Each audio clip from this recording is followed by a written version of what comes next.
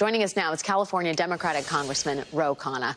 Thank you so much for being here, Congressman. It was a sort of short trip down memory lane that we just, I think, treated, is that the word, our audience to? It's accurate. But I think one of the things we should talk about in terms of what is happening right now in the House is not the likelihood of Joe Biden being impeached, but the way in which impeachment, if you impeach everybody all the time, you make impeachment meaningless. And it feels like that's what's happening here on the heels of Donald Trump being impeached twice in the House on Ukraine and on January 6th. This is the comeuppance that Democrats get. Do you read it that same way? I do, Alex. And look, they didn't campaign on impeachment. They knew that the voters would never have given them a House majority campaigning on that. Now they're doing that because of the extreme right wing. Mm-hmm. This is terrible politics for them. There is absolutely nothing to impeach President Biden on. And they are just making this up out of retribution. There are hundreds of actual reasonable Republicans who know it's terrible politics, but they can't do anything. But isn't it somewhat sly in the way of neutralizing impeachment as an actual punishment? Do you know what I mean? If you keep saying it and doing it all the time, it renders it meaningless and effectively useless. And do you think we are at risk of impeachment becoming meaningless because of what's happening with the Republican conference? I do think that's part of their goal, which is to say that we're going to do it to President Biden to diminish the actual crimes, the actual serious wrongdoing that President Trump had. That was not an easy vote for many of us with Donald Trump. In fact, if you remember, the Speaker Pelosi held out for the longest time. Mm-hmm. We did not want to do it, but it was just such compelling, overwhelming evidence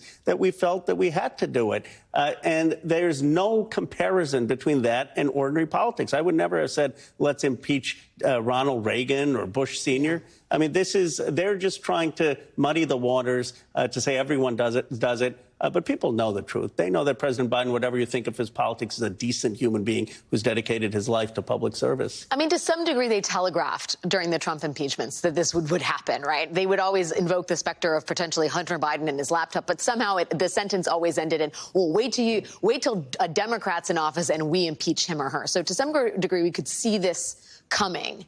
But I myself, and I wonder what you think of this, I am surprised at the eye for an eye strategy that they seem to be employing. Like, let's look at the example of George Santos. George Santos, 13 criminal charges against him. Members of his own New York delegation who are Republicans saying, you got to get this guy out of here. And yet, the Republican conference at large is unwilling to admit that this person has no place in Congress. And instead, the same week that Santos is up for expulsion, says, Adam Schiff, that's who we're going to kick out. I am shocked that no turn doesn't deserve another in terms of the Republicans seeking retribution for literally anything and everything. This has become their modus operandi. This is why it is so scary that Donald Trump could be their nominee. I mean, his second term would just be vengeance. Mm-hmm. And you have no norms. This is what we criticize in other countries, that people keep putting their prime ministers in jail or jailing their opposition leaders. Here we had norms. We had a rule of law. We said we have a process. And what has happened is we had a president, Donald Trump, who broke all those norms, broke all those rules. And instead of saying we're going to hold him accountable and move on, instead of having McConnell convict Trump, instead of having McCarthy stand up against him, these people thought Trump would just go away. I know. I used to hear that from them. They just thought, he'd go away. They don't have to do anything. They didn't have the guts when he was at 30% in the polls to actually convict him. And so now he's come back, and now they're beholden to him because McCarthy needed his intervention to get the votes. But I think what's surprising in the Santos example is it's not even about Trump. It's the vengeance and grievance that are central to the DNA of Trumpism that live long past whatever power Trump has, right? I mean, that is now central to Republican ideology. George Santos is not Donald Trump's ally. He's a necessary congressional vote for Kevin McCarthy, who will literally do anything to keep that speaker's gavel. But he's also become a talisman for Republican grievance. They need to have another victim if George Santos is going to be taken out of Congress. I do have to ask, because we're looking at the bonkers nature of the Republican conference, how you're looking at these debt ceiling negotiations. Because I think a lot of people say this conference is so wacko and so uninterested in actual governance. Why should the president of the United States be bargaining with their representative, Kevin McCarthy, directly? Why should he make any concessions to people who do not have the interests of American voters at heart? Why doesn't he use the 14th Amendment? Why doesn't he use anything, something, but don't negotiate with the terrorists? Well, he should, but let me just explain. Wait, he should what? Use the 14th Amendment. But let me explain why in a very simple way. We should not be negotiating in this country about whether we pay our debts. America should pay our debts. This is not the Congress against the president. This is the Congress trying to overrule what past Congresses have already told the president to spend. And so he has every authority to say, Congress, you told me to spend this money. I'm not going to default on America's debts.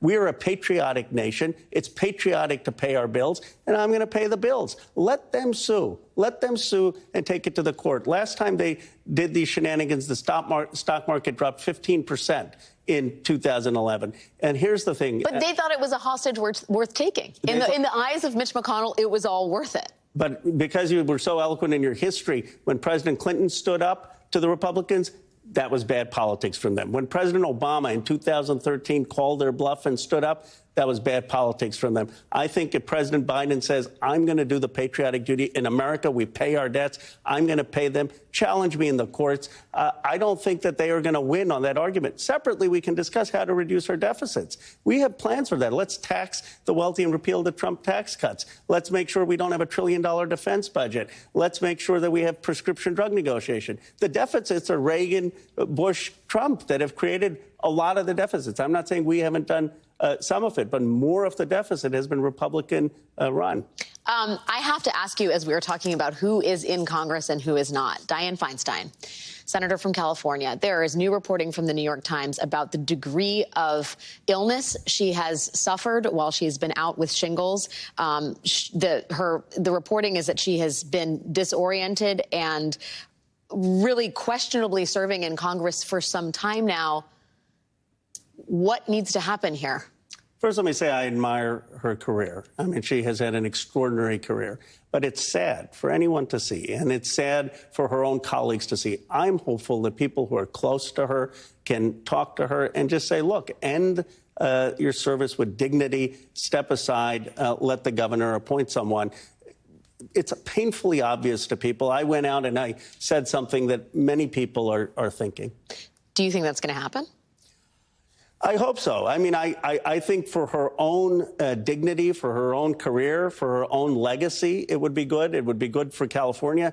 It's sort of, we all have seen an athlete who plays 1 or 2 more seasons.